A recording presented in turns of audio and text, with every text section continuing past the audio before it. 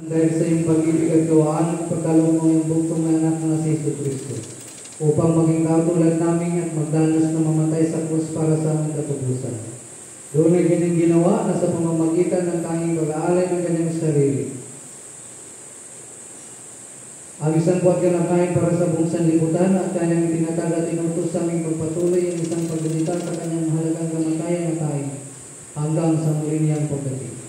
Sapagkat nang sa gabing siya pinagkanulo ay kumuha siya ng pinapay. At nang siya makapagpasalamat, ibig kanyang pinagpira-piraso. Ibinigay sa kanyang mga lagad at sinabi, "Kunin kanin. Ito ang aking katawan na pinagkaloob ko sa inyong gawin ito sa pag-alaang ng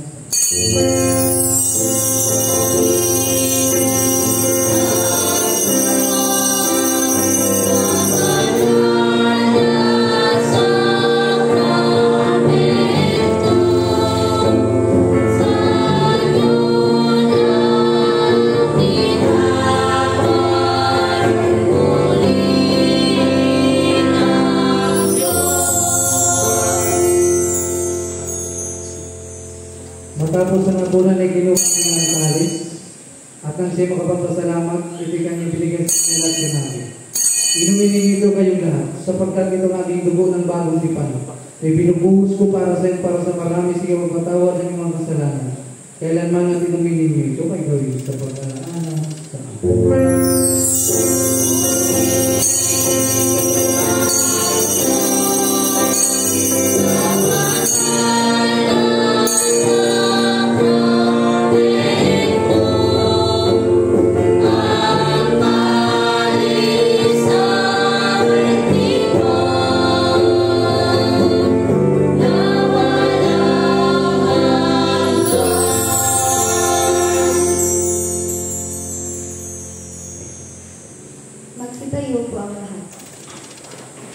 Ipahayag natin lahat ang misteryo ng ating pananampalataya.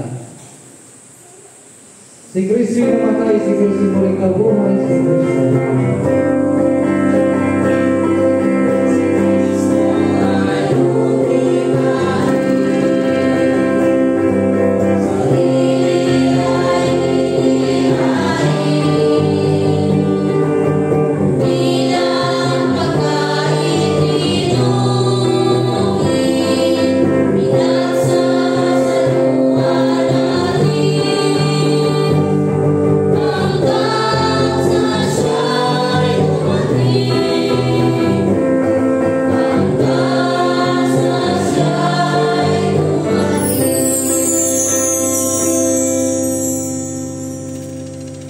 Kaya nga pa namang nasa langit, ginaganap namin mga panglingkod mo ang pag-alaala ng utos ng anak sa aming pagnita sa kanyang pinagpalang pagpapakasakit at malagang kamatayan, sa kanyang mga pangyarihang pagkabuhay ng muli at maluwalhating pagakyat sa langit, at sa aming paghintay sa kanyang maluwalhating pagbabalik ay inaalay namin sa iyo itong tinapay ng buhay at kalis ng kaligtasan.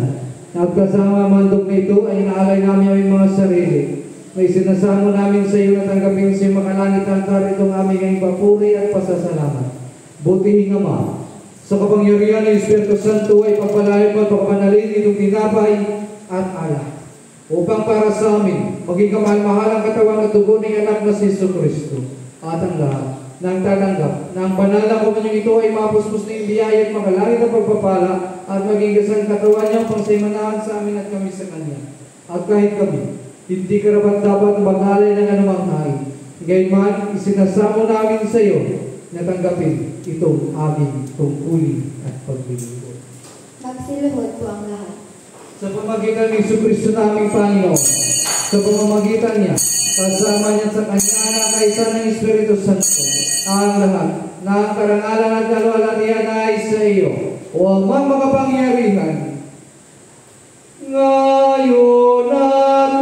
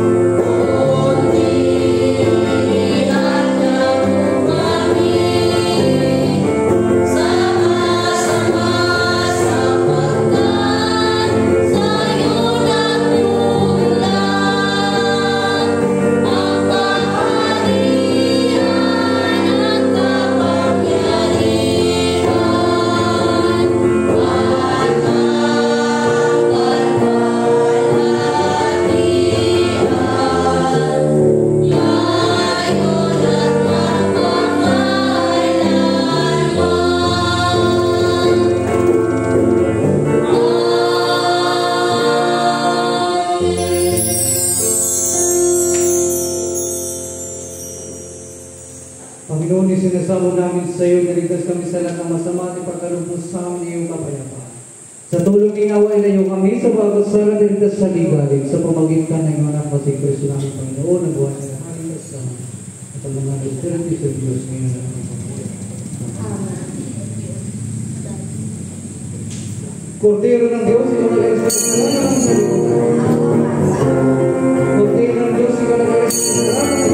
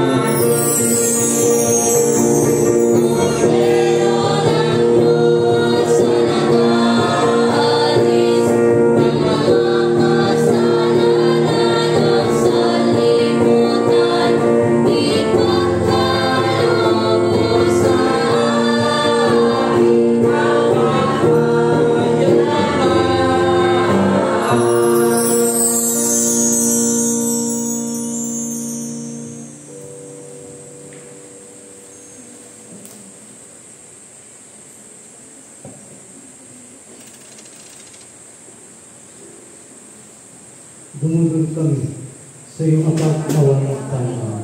Hindi nagbibiwala sa sarili namin pagkamatuloy, kundi sa iyong maraming dakilang awa. Hindi kami karapat-dapat na mahulog ng mga bungo sa ilalim ng mahal. Subalit kita sa iyong pagkakaway.